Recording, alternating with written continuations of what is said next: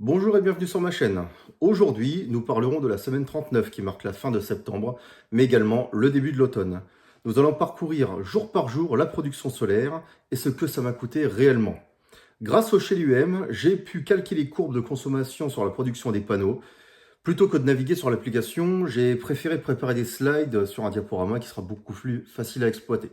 On se retrouve tout de suite pour les chiffres. Nous commençons par lundi 22 septembre avec une production de 5,05 kWh. On peut remarquer donc que la journée m'a coûté donc en heure pleine 44 centimes pour une consommation de 1,92 kWh, autant dire 2 pour arrondir.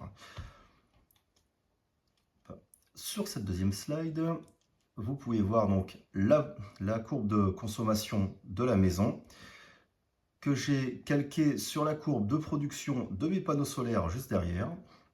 Donc j'ai essayé de vous faire un montage pas trop vilain, hein, car je n'ai pas tous les outils adaptés justement pour le faire.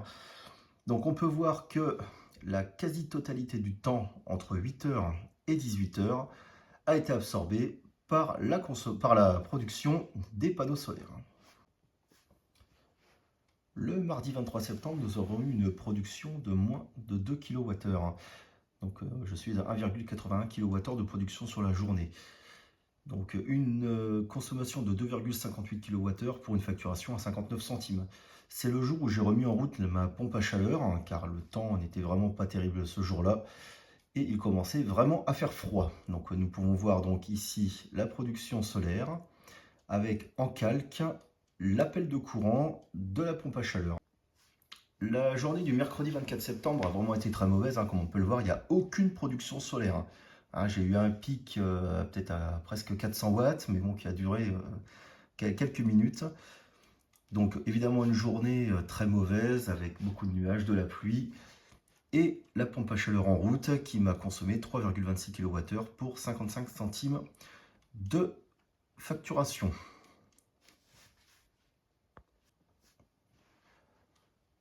Pour ce jeudi 25 septembre, j'ai eu une production de 2,7 kWh. Donc un appel de courant de 6,47 kWh pour une facturation à 1,47 €.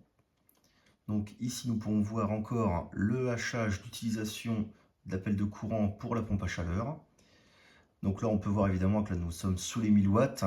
Donc c'est pour ça que je n'ai pas retranscrit sur le graphique, car je n'aurais pas pu être à l'échelle. Donc c'est pour ça que la consommation a été supérieure à la production, d'où les 6,47 kWh d'appel de courant.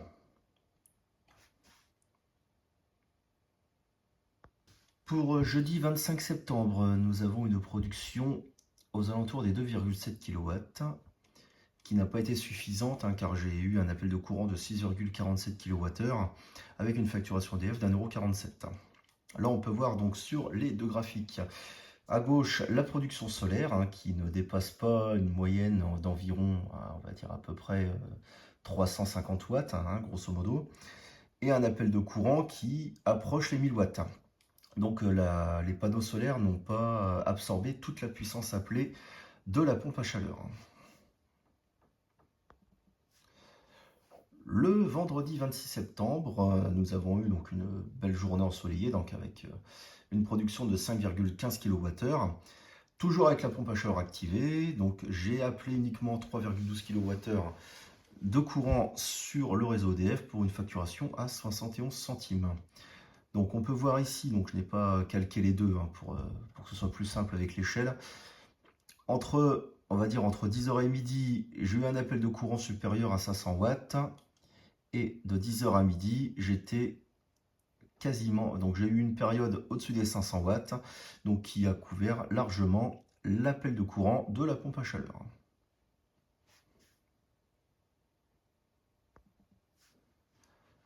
Pour samedi 27 septembre, donc une production de 7,22 kWh, le soleil est revenu, toujours la pompe à chaleur d'activer, donc j'ai eu un appel de courant de 16,32 kWh car j'ai chargé ma voiture, donc pour une facturation de 2,77 €. Je rappelle que je suis en heure creuse les mercredis, samedis et dimanches, donc c'est pour ça que la facturation est aussi basse pour l'appel de courant qui est juste en dessous.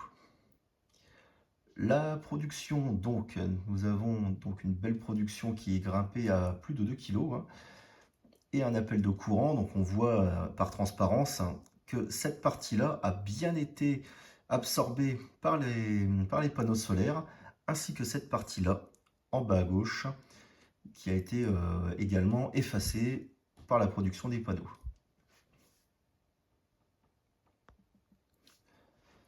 Et enfin, le dimanche 28 septembre, une production de 13,85 kWh, donc une très belle production solaire, avec une consommation en heure pleine de 30,48 kWh, donc parce que je suis rentré pour recharger ma voiture, bien après les heures d'ensoleillement.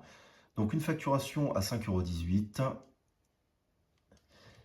Et là, si on regarde la courbe, donc là avec toujours la pompe à chaleur d'activer, on peut voir la différence entre le samedi et le dimanche, où la quasi-totalité de la production solaire a effacé la consommation de ma pompe à chaleur.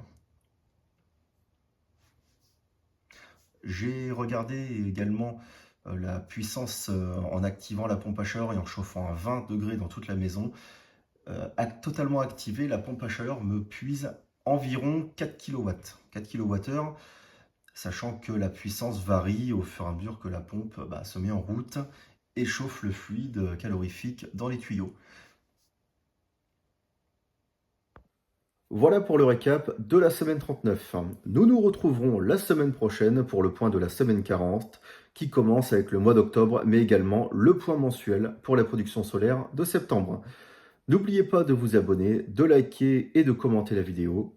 N'hésitez pas à partager ma chaîne à votre entourage, car si vous ou vos proches se posent des questions sur l'installation et l'utilisation d'une installation photovoltaïque, j'y répondrai avec franchise, car c'est le but de cette chaîne. Nous arrivons sur la période la plus défavorable pour une production solaire, et je me trouve également dans le nord-est de la France, dans les Ardennes, qui n'est sûrement pas la zone la plus favorable pour la production solaire. Et c'est la question que je me suis posée, car la plupart des créateurs de contenu ne croisent pas les données pour les partager. C'est donc pour cette raison que j'ai décidé de le faire. À bientôt pour la prochaine vidéo.